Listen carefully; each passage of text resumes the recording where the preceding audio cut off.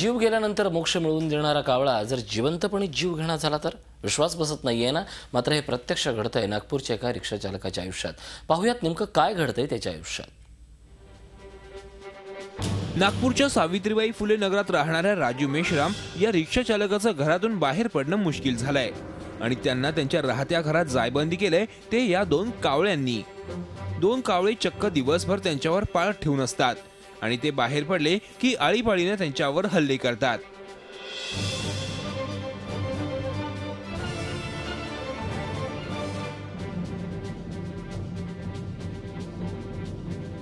कावळ्यांच्या या हल्ल्याची सुरुवातही अगदी अनपेक्षितपणे झाली। सकाळी पाणी भरायसाठी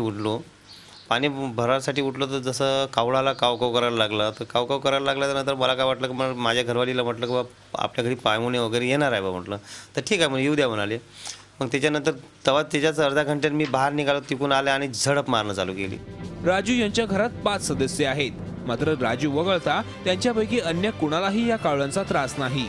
कुटुंबासोबत जातानाही कावळा नेमका राजू यांना हेरतो आणि त्यांच्यावरच हल्ला करतो। अगदी गाडी चालवतानाही हे हल्ले होत आहेत, त्यामुळे अनेकदा ते अपघातातून वाचलेत।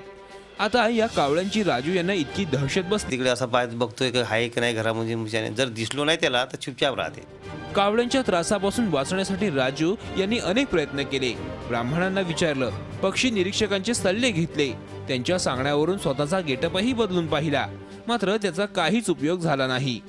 अखेर त्यांनी याबाबत पोलिसात तक्रार केली, मात्र तिथेही त्यांचं हास्य झालं। पोलीस स्टेशनला गेलं तर पोलीस लोक आमच्यासोबत हसत होते का बा हे तर खूप मजाकबाजी चालली म्हणे आमच्या मागं नाही लागत म्हणे, तुमच्याच मागं कसा काय लागला म्हणे तो म्हणे, असे करत होते। म्हणजे यायले म्हणजे ते टाइम बी नाही देत होते, म्हणजे लवकर समजा हाशा मजाक करत राहिले।